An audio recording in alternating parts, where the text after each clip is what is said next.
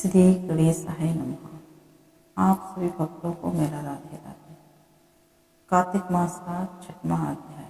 सूत जी ने ऋषियों से आगे कहा, ब्रह्मा जी से अब तक की 5 अध्यायों में कथा सुनाकर श्री नारद जी गदगद हो गए।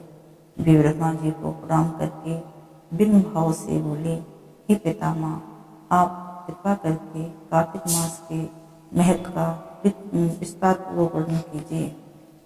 कार्तिक मास में तुला के सूर्य में जो प्रातःकाल स्नान और जागरण तथा दीपदान करते हैं, उनके जन्मांतर के पाप नाश हो जाते हैं। जो मंदिर में प्रातःकाल झाड़ू देते हैं तथा भगवान का पूजन करते हैं, वे जीवन मुक्त हो जाते हैं। जो तुलसी के वन की पालन करते हैं, वे फिर इस संसार में जन्म नहीं लेते। एक दिन गुणवती ज्वर से पीड़ित हो गई और असहनीय पीड़ा में भी दुर्लभ शरीर होते हुए वह गंगा स्नान को कष्ट सहते हुए गई। स्नान करने को गंगा जी में प्रवेश करते ही मारे शीत के उसका सारा शरीर थर-थर कांपने लगा और वह स्थल होकर वहीं गिर पड़ी। उसी समय विष्णु भगवान के दूत सुंदर विमान लेकर आए और उसे विमान में बैठाकर विष्णु ले गए। यह सब कार्तिक के स्नान और व्रत का ही प्रभाव था। त्रेता युग के पश्चात द्वापर युग आया तो पृथ्वी पर कंस जैसे दैत्यों ने उत्पात किया।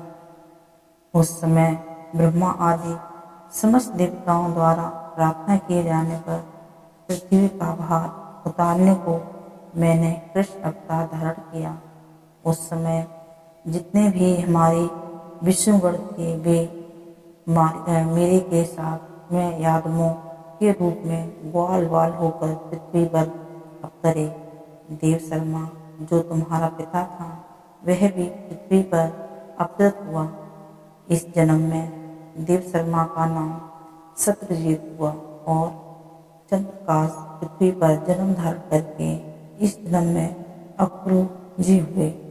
तुम उस जन्म गुणवती थी, अब तुम ही इस पृथ्वी पर जन्म धारण कर सतभामा हुई।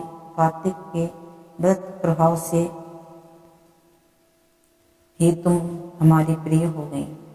तुमने अजन तुलसी वृक्ष को सींचकर उसका पालन किया। इसी से तुम्हारे आंगन में कल्प वृक्ष है और कार्तिक मास में तुमने जो दीपदान किया था, इसी से तुम्हारे घर में लक्ष्मी का प्रकाश है। कार्तिक मास में व्रत आदि करके जो तुमने काया कष्ट सहन किया था, उसी से तुम मेरी अर्धांगिनी हुई हो। जो कोई कार्तिक मास में व्रत आदि करता है, वह मुझे तुम्हारे ही समान प्रिय होता है। हे प्रिय, अन्य दूसरे जब तप यज्ञ दान आदि कार्तिक मास के 16वें भाग के बराबर भी नहीं होते।